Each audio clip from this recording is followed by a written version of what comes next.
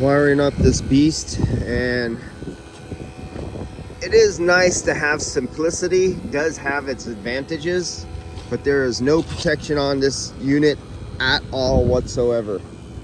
And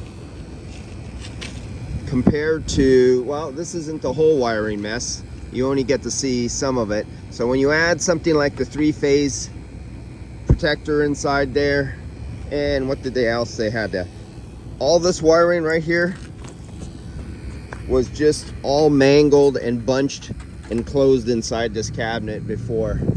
When we do go to reinstall this stuff, actually get a new one, because these things go bad, those go bad, and if that goes bad, you take out your compressor, because you keep running your compressor with no fan on it. Yeah, the wiring mess is definitely going to get not done like this again, to where it's just a big pile of wires inside there.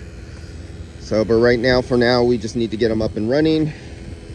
And this is a used unit downstairs, so this is new, replacing the old one, but it's the same old air handler that's downstairs. That did not get replaced. It's the same old piping. And if you've seen the last video of how burnt and black the oil was, so I drained out the oil, and here's the oil from sitting overnight, and you can see all the contaminants inside the oil.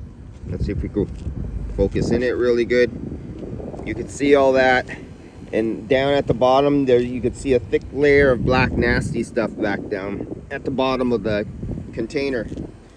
So that came out of the old one, and we're not going through the whole, I showed you in the last video. Oh, well, I still have it here. In the last video, how black it is inside there. This is on the inlet, and then the liquid dryer, and it is still white on the outlet filter. So the outlet filter is still white, thank God. The guy who did install this, guess he didn't see that it had a filter already inside, one of the spun filters, and this one does not. They gave you a little factory Putrix one. I wanted to get the size up bigger from this, but they didn't have the liquid line. Since this was a burnout, and I measured the oil, and the oil that came out of there was 1 liter, and the compressor came with 1.24 liters of oil. That means 240 milliliters of oil, of that overheated oil that is not in good shape, is still in the system, down in the evaporator in the lines. 1 liter of it was inside the old condenser. So I put a suction line filter on it, have this on it. We are down to 65 microns. And yes, I went through hoses. You go, but it would have been so simple just to do a single line. I wanted to actually read it, and I wasn't going to put on my micron gauge. And since I know I have burnt, black, dirty oil in the system, and we're not doing a flush, I'm going to go through my lines. But I got the 65 microns. That's reading at this point here. You know it's not 65 microns there. It's probably 180, 200 microns. If I put a micron meter right here, or not even right here, because, well, I'm on both of them, doesn't make a difference. If I put one right here, it's probably 185, 280 microns here. And the only reasons it's reading 65, because the sensor is right here. That's why this method is not the best method. Let me crimp it off right now, and I know it should be good. And another thing, they had, and you can see I'm messy. I hate silphosphate, you know, the old, well, they don't have lead in it more. It really sucks when it doesn't have lead in it. God, that stuff is garbage. So I just reused their copper piping and all the fittings he had. And since he already had Stay Bright 8, he already had Stay Bright 8 in there, so the copper is contaminated. You cannot silver braze over Stay Bright 8. And I wasn't going to get more copper. I wasn't going to do anything. So I reused all the copper, and I use Stay Bright 8 on his existing Stay Bright 8. So that's what I did. And as you can see, I hate non-lead stuff. They should allow lead to be in Stay Bright 8 because it's not being used for water. It's being used, and when it's sold in an HVAC warehouse, it should be leaded. It flows so nice, it builds so nice. This new Stay Bright sucks.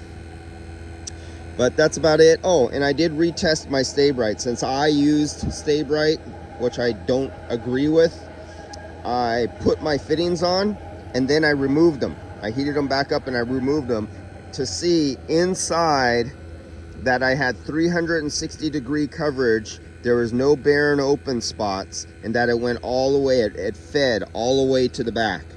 It creeped. I had to heat back here, and since you only need 400 and some degrees, nothing gets hot.